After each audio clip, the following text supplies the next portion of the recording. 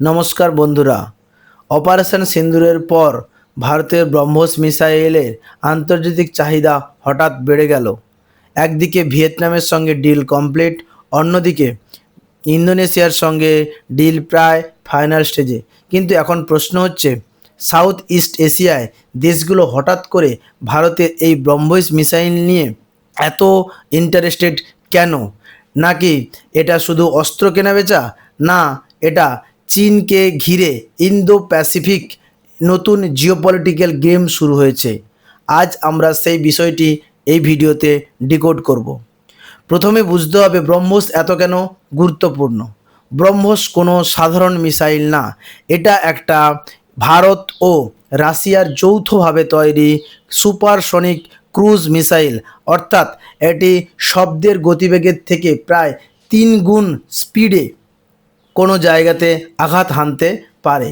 এটা land fighter plane, submarine থেকেও launch করা যায় এবং এটা air to land, air to water, water to air, water to land এভাবেও অ্যাটাক করা যায়।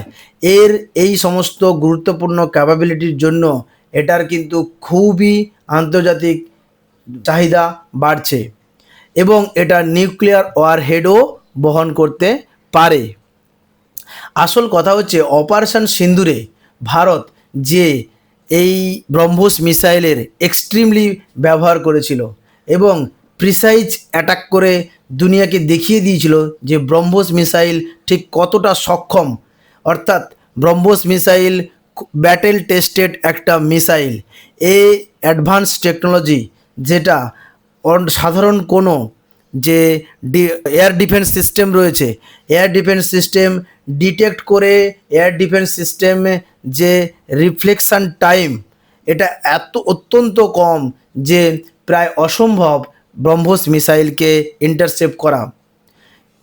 একদমই 100% কোনো মিসাইল বা কোনো অস্ত্র 100% প্রুফ হয় না যে ওটাকে নষ্ট করা যায় না, কিন্তু ব্রহ্মোসকে এত দ্রুত ও এত প্রিসাইজলি ব্রহ্মোস অ্যাটাক করতে পারে এবং ব্রহ্মোস নিজের যে পাথওয়ে সেটাকেও চেঞ্জ করতে পারে। তাই এর স্পেসিফিকেশানের জন্যই ব্রহ্মোসের প্রতি কিন্তু ইন্টারন্যাশনালি এর ইন্টারেস্ট বাড়ছে। আমরা যদি রাশিয়ান নিউজ পেপারে দেখি, তাহলে নিউজ পেপারের হেডিং রয়েছে, Russian Indian supersonic cruise missile attracts new potential buyer, Vietnam, Indonesia, Saudi, United Arab Emirates repeatedly interested in the BrahMos system. আসলে ব্রহ্মোস মিসাইলের প্রতি এই দেশগুলোর বাড়ার মূল কারণ রয়েছে কিন্তু সেই দেশের নিরাপত্তা। তার একটা যদি আমরা সাউথ ইস্ট এশিয়ার দিকে লক্ষ্য করি, যে দক্ষিণ চীন সাগরে যে চীন ও তার প্রতিবেশী দেশগুলো ফিলিপিন্স, ভিয়েতনাম, ইন্দোনেশিয়া, এদের মধ্যে দক্ষিণ চীন সাগরের আধিপত্য নিয়ে একটা কনফ্লিক্ট রয়েছে, একটা বিতর্ক রয়েছে। সেটা একটা মূল কারণ। যখন তখন চাইনিজ নেভি এই সমস্ত দেশগুলোর জাহাজ, মৎস্যজীবীদের জাহাজকে অ্যাটাক করে ডুবিয়ে দেয়। এই সমস্ত জিনিসের জন্য এই দেশগুলো সবসময়ই একটা টেনশনের মধ্যে থাকে। তাই ভিয়েতনাম চাইছে যে চীনকে তার নেভিকে প্রেসার দেওয়ার জন্য এই ব্রহ্মোস মিসাইলকে নিজেদের মিলিটারিতে যোগ করাতে। এর কারণ হচ্ছে ব্রহ্মোস মিসাইল এর ক্যাপেবিলিটি তা ব্যাটেল টেস্টেড অলরেডি।